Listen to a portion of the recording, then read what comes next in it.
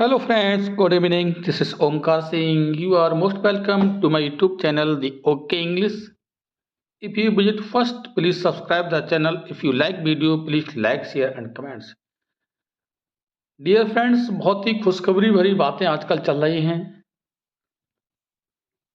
आपको हमने वीडियो भी पहले ही प्रोवाइड कर दिया है और भी बता रहे हैं कि LT ग्रेड, GIC, GGIC जो भी हमारे बहनें हैं, बेटियां हैं, उनके लिए भी खुशखबरी है कि काफ़ी अच्छी वैकेंसी आने वाली हैं और यूपी TGT PGT की और भी वैकेंसी आने वाली हैं। जो 2022 की तैयारी में लगे हुए हैं उनका सिलेक्शन इसी साल हो। इतनी मेहनत करिए कि आपको आने वाली किसी वैकेंसी की कोई भी तलाश ना करनी पड़े, आप इस बार सिलेक्ट हो जाएं। तो उसके लिए दी ओके इंग्लिश में बने रहिए, जो आपकी पूरी तरह से मदद करेगा। बहुत महत्वपूर्ण से अति महत्वपूर्ण चैप्टर्स हम लेकर के डिस्कस कर रहे हैं। कोई भी बकवास की चीज़ें नहीं हैं, केवल वही पॉइंट टू पॉइंट बात करेंगे जिसकी हमें आवश्यकता है। कुछ बहन भाई कमेंट्स बॉक्स में लिखते हैं कि MCQs कराइए। बिल्कुल MCQs होंगे, श्योर।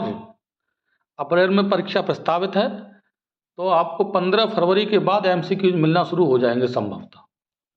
15-20 दिन हम MCQs ही चलाएंगे जब तो एग्ज़ाम होगा आपका।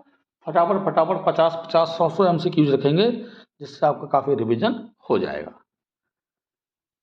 आज हम TGT PGT LT grade English important points facts part 3 discuss करेंगे, जो पूरी तरह से रिलेटेड टू विलियम वर्ड्सवर्थ।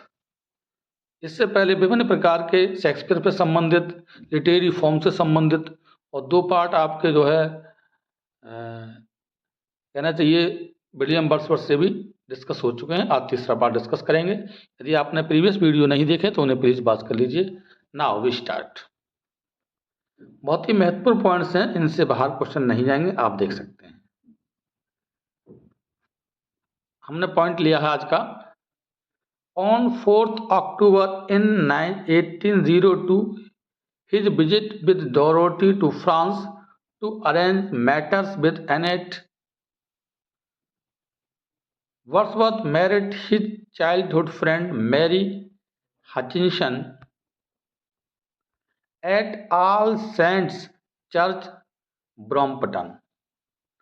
अब देखिए, इसमें बताया गया है कि 4 अक्टूबर 1802 को वर्ड्सवर्थ की डोरोथी के साथ फ्रांस में जो एनेट के साथ जो मामलों को व्यवस्थित करने के लिए उनकी यात्रा हुई थी, क्योंकि वर्ड्सवर्थ ने अपनी बचपन की दोस्त मैरी हचिंसन से ऑल सेंट्स चर्च ब्रॉम्पटन में शादी की। इसलिए उसको सेटलमेंट देने के लिए, जो कि आपको पता है एनी वेलेट जो उनकी प्रेमिका रही है, शादी नहीं हो पाई, उससे पहला एक बेटी का नाम है। आप कमेंट बॉक्स में लिख सकते हैं क्या नाम बेटी का था, हमने बताया है पीछे। तो उससे अपना मैटर्स जो कि उनके साथ संबंध रहा था, उसको सुलझाने के लिए बताने गए थे कि उन्होंने मैरी हचिंसन से शादी कर ली है। बहुत अच्छी बात है ये भी। देखिए, लोग आजकल धोखा देते हैं, लेकिन उन्होंने अपनी बात को वहाँ तक पहुँचाया। नेक्स्ट है, Dorothy continued to live with the couple and grew close to Mary. Dorothy Wordsworth और मैरी हचिंसन के साथ लगातार रही, उनके साथ रहना शुरू कर दिया और अधिक उनकी नज़दीकी मैरी हचिंसन से डोरोथी की बढ़ने लगी। The following year Mary gave birth to the first 5 children, 3 of whom predeceased her and William. देखिए, अगले वर्षों में क्या हुआ कि मैरी ने gave birth to the first, पहला 5 चिल्ड्रन, मतलब वैसे तो मैरी के 5 बच्चे थे, और अगले वर्ष कब की बात कह रहे हैं कि 1802 में ये प्रोग्राम रहा था, तो नेक्स्ट ईयर का मतलब है 1803 में क्या होता है, उनका पहला बच्चा पैदा हुआ था। क्वेश्चन पूछ लिया जाता है कि फर्स्ट बेबी को उसने कब जन्म दिया था मैरी ने, तो वर्थ मतलब 5 बच्चे हुए थे वैसे तो उनके, 3 of whom preceded her and William.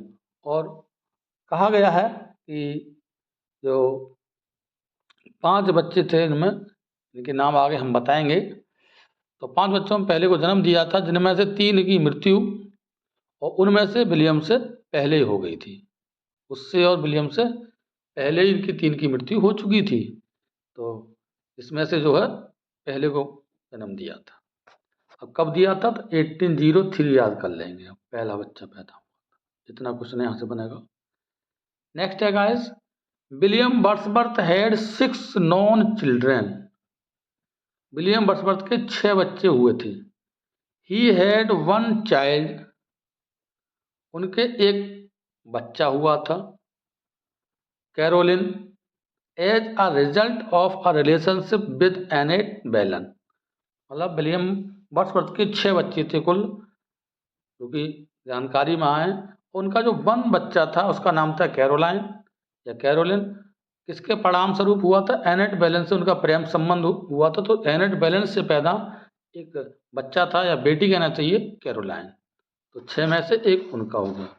But the 2 were never married, लेकिन दोनों की कभी भी शादी नहीं हुई। मतलब उससे बच्चा तो पैदा हुआ, किससे? एनेट बेलन से और वर्ड्सवर्थ से, लेकिन उनकी शादी कभी भी नहीं हुई। नेक्स्ट है, Wordsworth married Mary Hutchinson in 1802 and they have 5 children. उनके 5 बच्चे हुए।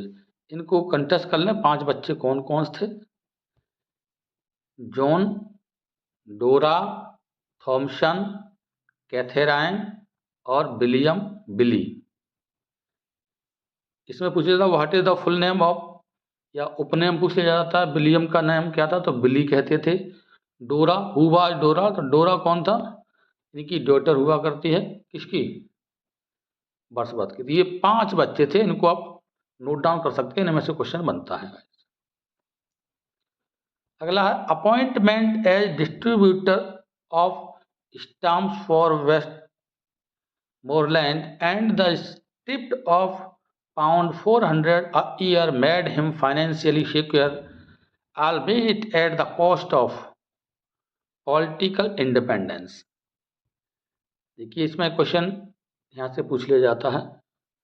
£400 कहा गया है कि वेस्ट मोरलैंड के लिए इन्होंने स्टाम्प टिकटों के वितरण के रूप में नियुक्त किया गया, और प्रतिवर्ष 400 पाउंड के वजीफे के रूप में उन्हें फाइनेंशियल सुरक्षित बना दिया, उनको फाइनेंशियल रूप से मजबूत कर दिया। हालांकि राजनीतिक स्वतंत्रता की इस पर जो है कीमत थी, क्योंकि वो ज़्यादा राजनीति पॉलिटिकल नहीं कर पाते थे, ये उन्हें कीमत चुकानी पड़ी। इन 1813 में he and his family including Dorothy move to Rydal Mount. देखिए ये भी क्वेश्चन पूछा जाता है, तो उन्होंने डोरोथी के साथ राइडल माउंट कब मूव किया था? 1813 में। Ambleside between Grasmere and Rydal Water where he spent the rest of his life. और अपना बचा हुआ जीवन उन्होंने वहीं पर व्यतीत किया था। नेक्स्ट पॉइंट लिया गया है, in 1814 Wordsworth published the Excursion as the second part of the 3-part work the Recluse, even though he never completed the first और थर्ड पार्ट्स। यहाँ से क्वेश्चन पूछा जाता है, एक्सकर्जन पब्लिशिंग कब हुआ था? तो 1814 में हुआ था। एक क्वेश्चन बन गया। सेकंड पार्ट के रूप में हुआ था किसका? 3-part book of work the recluse की 3 पार्ट बनाए थे, इन्हों का जो है सेकंड पार्ट था। जबकि कहा गया है कि मतलब जो है फर्स्ट और थर्ड पार्ट कभी भी कंप्लीट नहीं हो पाया था रेक्लस का। The poet and artist William black wrote to his friend Henry Crabb Robinson that the passage caused him Wordsworth a bowel complaint which nearly killed him। देखिए ये विलियम ब्लैक का स्टेटमेंट है, ये पूछ लिया जाता है कभी कभी। उन्होंने अपने मित्र हेनरी क्रैब रॉबिन्सन को लिखा था, वर्ड्सवर्थ के बारे में उन्होंने लिखा था, तो ये पूछ लिया जाता है। ये लाइनें थोड़ा ध्यान दे सकते हैं, है ना।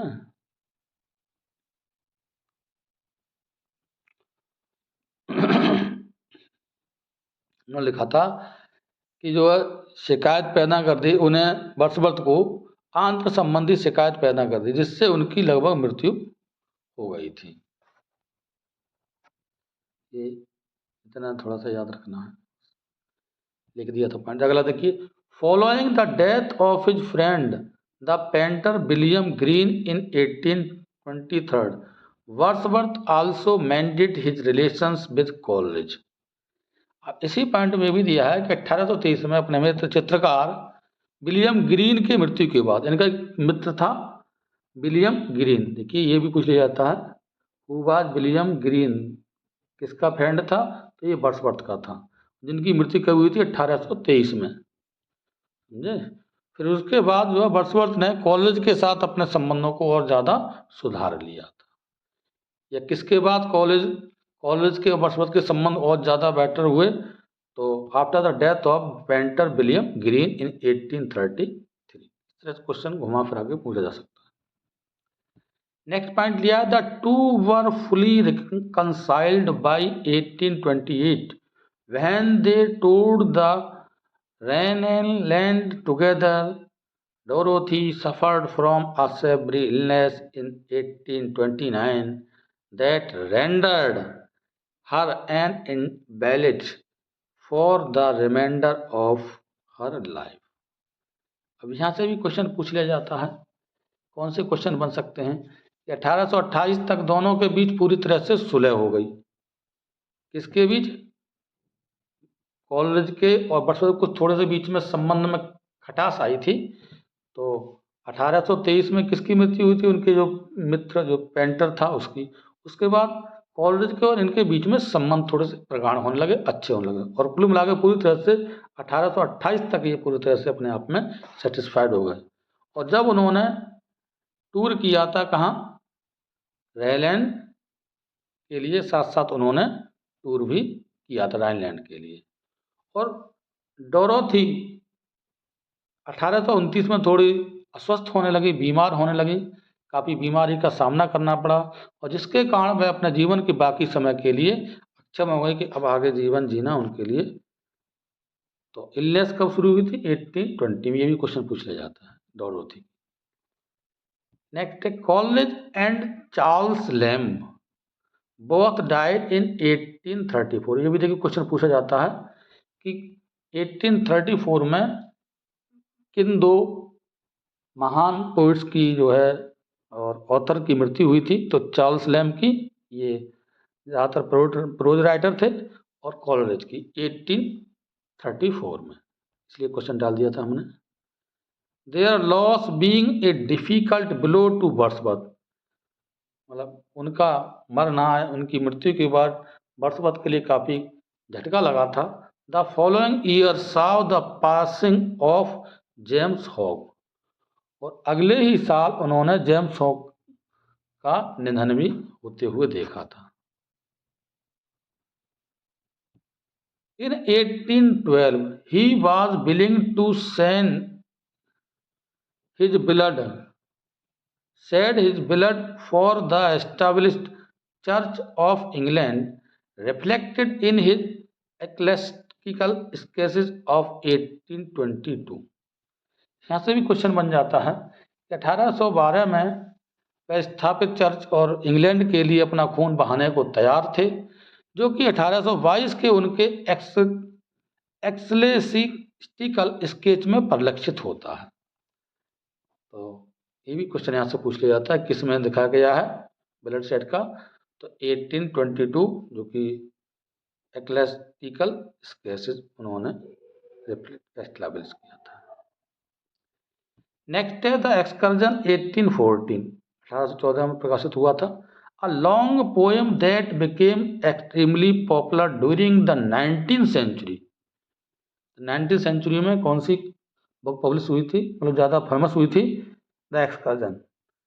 इट फीचर्स 3 सेंट्रल करेक्टर, इसमें 3 सेंट्रल करेक्टर आते हैं। The wanderer, the solitary, who has experienced the hopes and mistress of French Revolution, and the pastor। Pastor का क्या था? Who dominates the last third of the poem.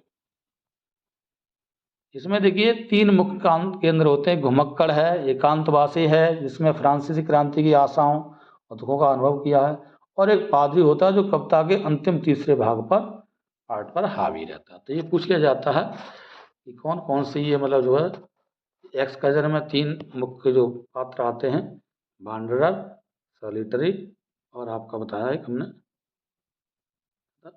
Pastor या पास्टूर कहते हैं।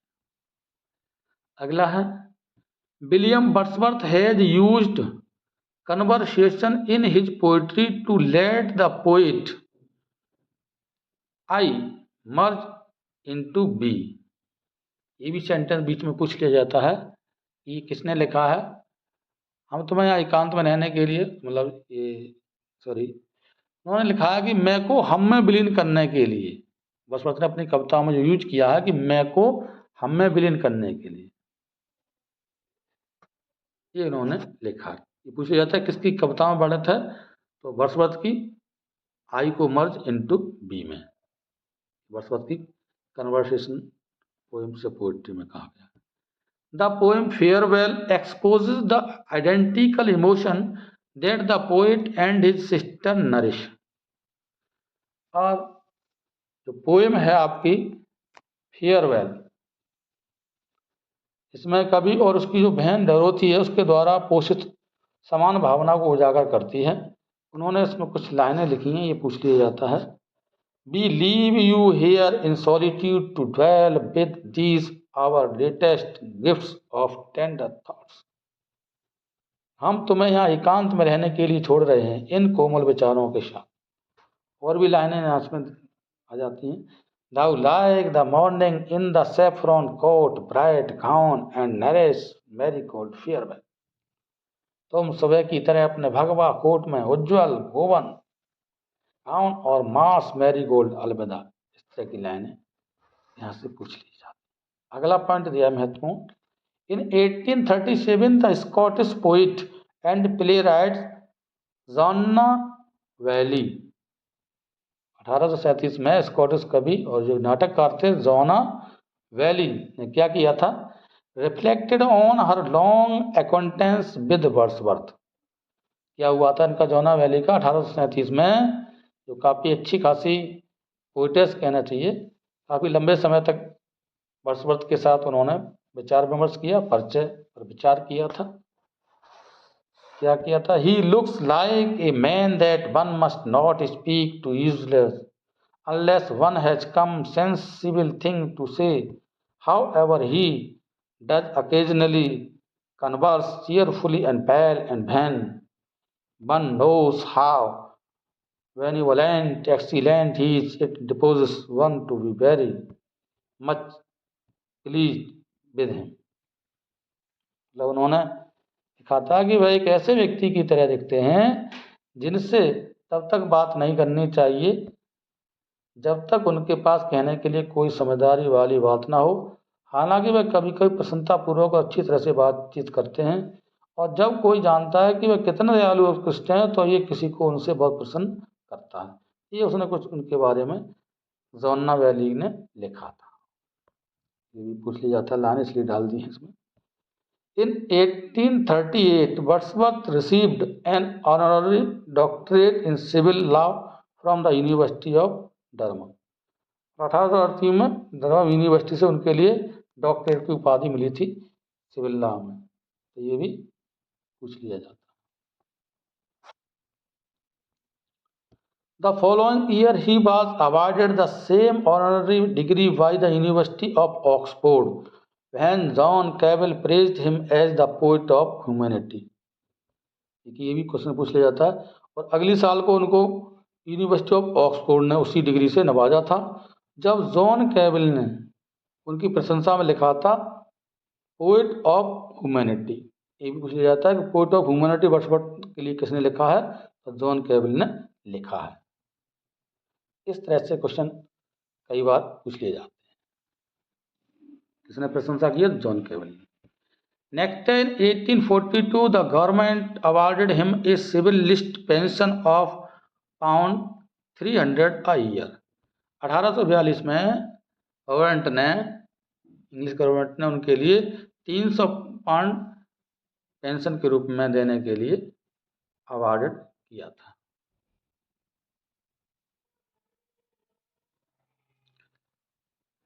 Next लिया गया in 1843 Wordsworth became poet laureate. बहुत important है, वेरी इंपॉर्टेंट क्वेश्चन है, यहाँ से बहुत क्वेश्चन आया, कई बार आया। After the death of Robert Southey, Robert Southey, ये भी क्वेश्चन ध्यान से, दो क्वेश्चन बन जाते हैं। वर्ड्सवर्थ कब पोएट लॉरेट बने थे? तो 1843 में।